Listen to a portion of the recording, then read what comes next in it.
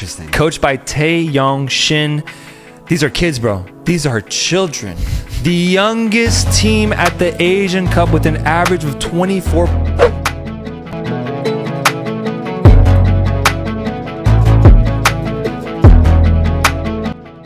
Ya, media Qatar terus membicarakan tentang kualitas timnas Indonesia. Mereka membicarakan skuad Indonesia bakal mengejutkan di Piala Asia. Meski sebagai kontestan dengan ranking FIFA terendah, namun nyatanya Indonesia mampu lolos ke Piala Asia di Qatar. Ini membuktikan Indonesia mampu bersaing, khususnya di grup D. Sementara itu, pelatih Korea Selatan mengungkapkan kekalahan Indonesia di uji coba itu hanyalah eksperimen saja. Sintayong janji akan bikin kejutan agar timnas Indonesia lolos ke 16 besar Piala Asia. Ya, meski hasil buruk dari 5 laga terakhir membuat penggemar sepak bola di tanah air ragu timnas Indonesia bisa bikin gebrakan. Namun Sintayong lah yang tahu apa yang harus dilakukan ketika melawan timnas Irak, Vietnam, dan timnas Jepang. Seperti kita tahu, baru-baru ini Sintayong mengungkapkan bahwa Sintayong memiliki skenario khusus untuk membawa timnas Indonesia lolos ke babak 16 besar Piala Asia 2023. Ia mengungkapkan perhitungannya terkait peluang timnas Indonesia melawan tim-tim kuat yang tergabung dalam grup D. Timnas Indonesia berada bersama Jepang, Irak, dan Vietnam di grup D Piala Asia. Jika melihat lawan-lawannya, jelas tim Indonesia tak diunggulkan untuk lolos ke babak selanjutnya. Apalagi, timnas Indonesia saat ini merupakan tim terlemah lantaran memiliki ranking FIFA terendah ketimbang 3 tim lawannya tersebut. Ya, timnas Indonesia kini berada di peringkat ke-146, sedangkan Jepang ada di urutan ke-17, Irak ada di peringkat 63, sedangkan Vietnam 94 FIFA. Ya, meski begitu, pelatih timnas Indonesia Sintayong memiliki skenario khusus untuk membawa Justin Hubner CS lolos dari penyisihan fase grup. Lalu, bagaimana skenario dari Sintayong? Ya, juru taktik asal Korea Selatan itu menargetkan timnas Indonesia untuk menang lawan atas Vietnam, kemudian imbang lawan Irak, dan kalah atas Jepang. Dengan begitu, timnas Indonesia bakal memiliki 4 poin dan memiliki peluang untuk lolos ke babak 16 besar. Saya menargetkan 1 kemenangan, 1 seri, dan 1 kekalahan di fase grup. Vietnam wajib dikalahkan dan Irak setidaknya mendapatkan hasil imbang, ujar Sintayong. Ya, namun, sementara itu rupanya pernyataan Sintayong tersebut sampai ke negara Vietnam. Bahkan media Vietnam sampai menyebut Indonesia bermimpi bisa mengalahkan Vietnam.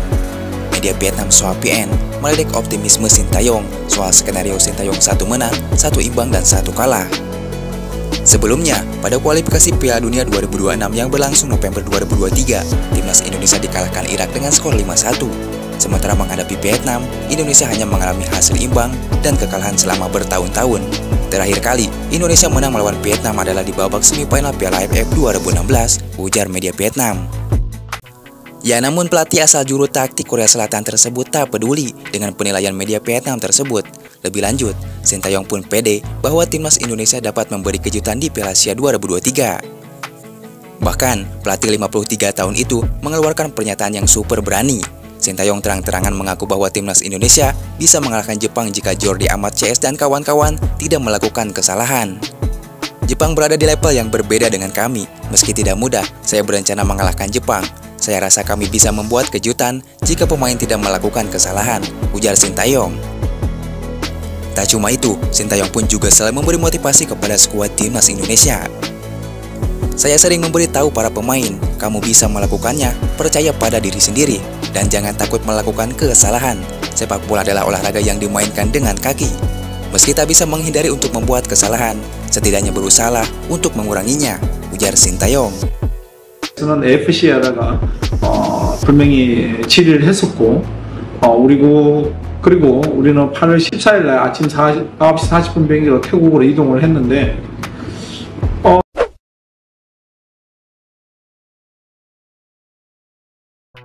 Ya, tentu kehadiran timnas Indonesia di Piala Asia membawa hal positif bagi AFC. Dengan negara besar dan fans yang fanatik, tentu menjadi poin lebih bagi sang penyelenggara. Apalagi jika Indonesia mampu berbicara banyak di laga bergengsi tersebut.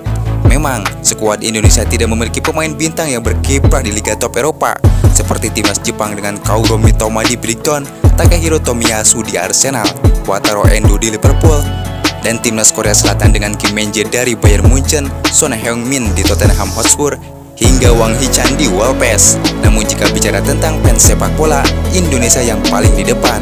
Dengan 273 juta fans fanatik, fans Indonesia paling diperhitungkan di Piala Asia nanti. Ya buktinya, sejauh ini sudah terjual lebih dari 900.000 tiket dan fans Indonesia salah satu pembeli terbanyak di Piala Asia Qatar. Hal tersebut diungkapkan penyelenggara Piala Asia dalam rilisnya. Selain fans dari sisi Qatar dan Indonesia, ada beberapa negara lain yang banyak membeli tiket pertandingan. Lebih dari 900.000 telah terjual sejauh ini dengan fans dari Qatar, Filipina, India, dan Indonesia memimpin pembeliannya, ujar bunyi keterangan dari LOC Piala Asia.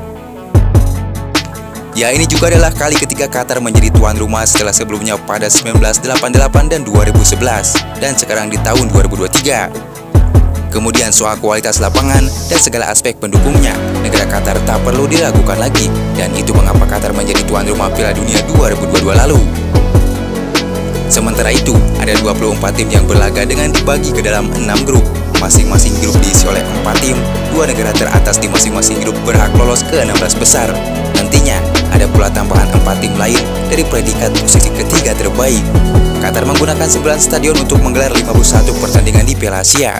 7 diantaranya dipakai pada event Piala Dunia 2022 lalu. Tentu, mampukah Indonesia memberi kejutan setelah diremehkan sebagai ranking FIFA terendah dan skuad termuda di Piala Asia Qatar 2023?